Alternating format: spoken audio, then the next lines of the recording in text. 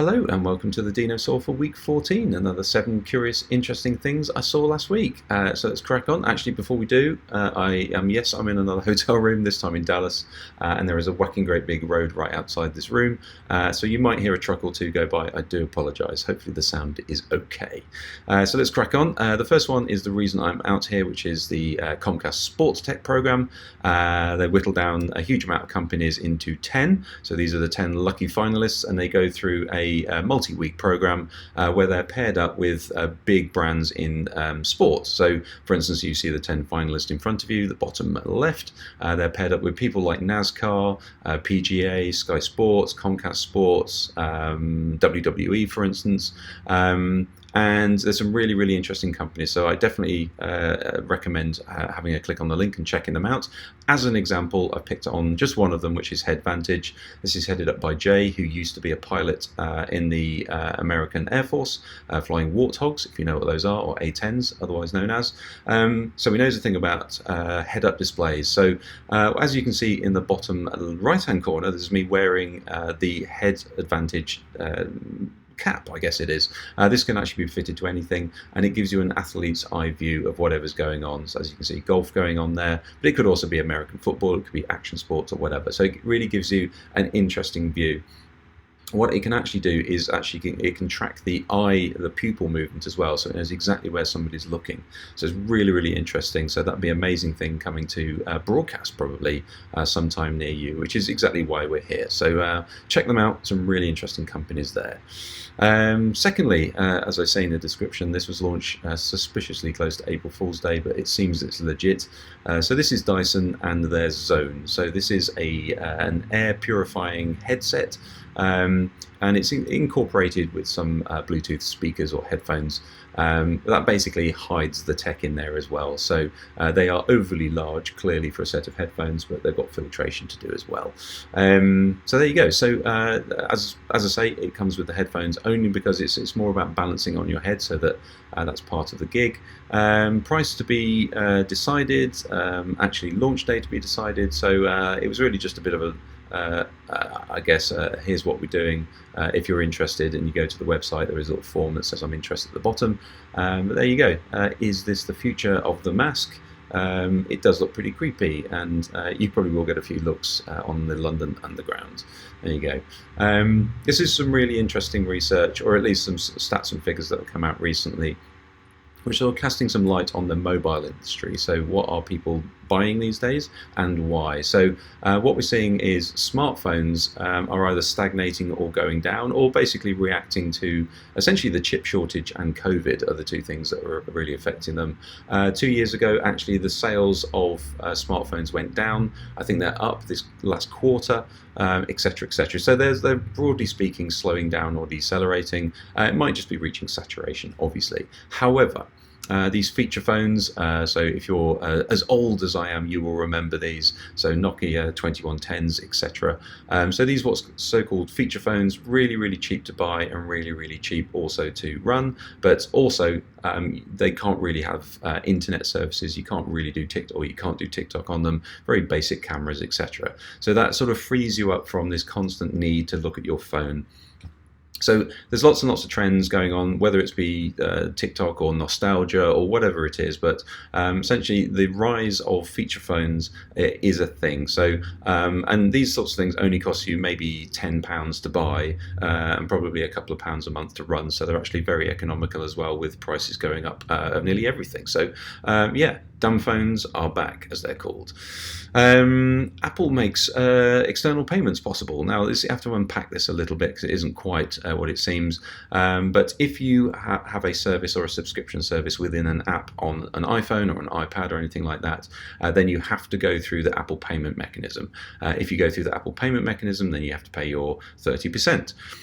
So what you can't have is, in your app, you can't have a button that says, hey, activate your subscription here, and it go to an external external sort of subscription site. They won't allow you to do that. However, I think the lawsuit was actually in Japan originally, but there is now a ruling that they, I think by April, so they've just snuck this in, had to allow a very obvious link to an external payment option.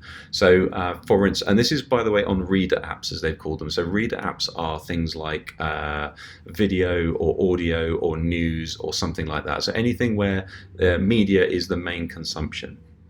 It does not apply to games, for instance. So, so what you would do, which is very subtle, but now what an app maker is allowed to do is have one obvious external link that will link to a website, that will allow somebody to either sign up or basically log into their payment that they've already got with that provider, and then go back to the app, and that payment provider will then activate the payment within the app. So it's a little bit subtle, but it essentially has broken the stranglehold that Apple have on the App Store and payments. And what that really means is if you have one of these apps, then you do not need to lose 15 to 30% anymore. You could have done this before, but you had to just do it in plain text. So it's quite subtle. It's almost the minimum they could have got away with to actually apply to the law, but there you go. So that's actually a big shift in the industry, certainly for Apple. Yeah, this is the dystopian video of the week. So this is in Shanghai, who are undergoing another, I think, a 10-day lockdown for COVID under sort of China's sort of no COVID policy, or COVID-free policy, I think it's called. So this is actually a Unitary Tech Dog A1 robot with a basically a loud hailer on its back, playing tips and tricks to stay safe for COVID. So if that wasn't actually dystopian enough for you, I don't know what is. However, check it out. It's done its rounds on TikTok and on YouTube and all the major sort of outlets. Nobody really knows who's behind it. Certainly the quick search I've done, I haven't actually found out, but there you go. Robot dogs talking about COVID. It's basically telling you to stay indoors and not gather and ventilate your home and that sort of thing. So there you go. Also could have just been a robot with wheels, but there you go. Quantum battery tech. This is really interesting. Again, there's nothing actually made here, as a lot of things with quantum in front of it. A lot of them are theoretical, but this is really interesting in that researchers in South Korea have actually done have basically done a bit more modelling on this, and they've figured out how it will work, and not only how it will work, but also put some figures behind it as well. Now, just to explain.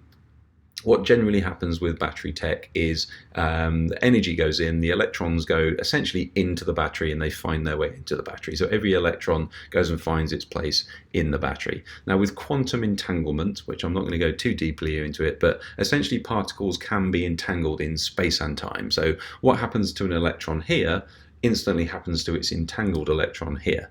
So if you can, for instance, charge an electron here and it's entangled to all the electrons in a battery, then all the electrons will be charged almost instantly. In this case, in 9 seconds if you're using essentially a normal kind of roadside charger.